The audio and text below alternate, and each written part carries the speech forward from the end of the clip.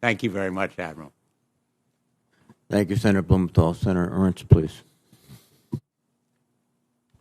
Yes, thank you, Mr. Chair. And again, gentlemen, thank you very much for being here.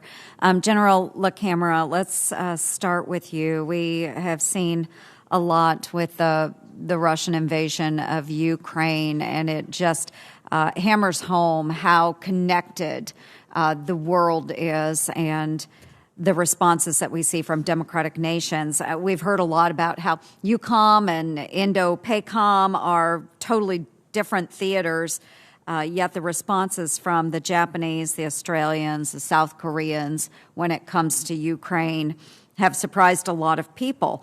What do you think about the Allied responses to the invasion of Ukraine?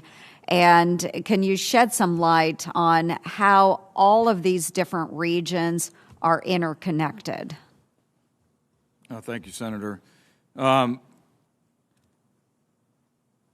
As I sat down with the Minister of Defense before coming to Washington, D.C., and I told him we were paying attention to what's going on there. It's not a blueprint, but it can be instructive to large-scale combat operations on the Korean Peninsula and in the region. And we need to be paying attention to that, boil it down to its fundamental lessons.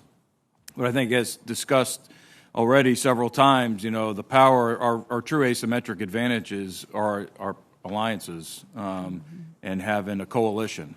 And so I think it continues to reinforce the importance of making sure that we have that strategic and international depth, and we can take everybody's capabilities and put it together as an asymmetric advantage. Mm-hmm. I think that is well said. There are so many connectivities, ways that we work with allied partners around the globe that just become force multipliers no matter what that theater. So I am going to continue on some of that interconnectivity that we have. I know we were having a fuel discussion earlier, so I'm going to direct this one to the Admiral. In light of the energy crunch that we have now with the Russia invasion of Ukraine, it's my understanding that our military has fuel contracts with the Japanese and South Korean refiners, but much of their oil does come from Iran and others. Have you taken a close look at our DLA's energy contracts for Indo-PACOM, and is that a strategic concern? Thanks, Senator. We certainly keep a look at the refinery capability around the globe and how it might impact. I haven't looked down to the second, third order effects as we coordinate with Japan, Korea, and the host nations.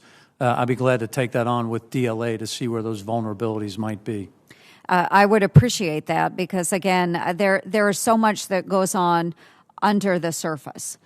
And if we are relying upon Iran and other adversaries, just as we're seeing in our own economy right now, we're so reliant upon Russia. Russia is using those dollars to fund their war machine. The same could be said of a number of other near-peer adversaries like Iran. The dollars they are generating from their oil then also goes to fund terrorist activities, proxy activities around the globe.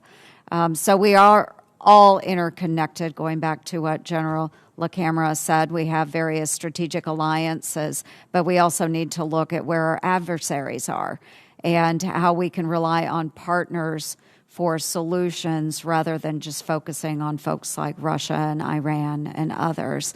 Very important that we look at those secondary and tertiary implications. So I'll yield back my time. Thank you very much. Thank you very much, Senator Ernst. Senator Warren, please.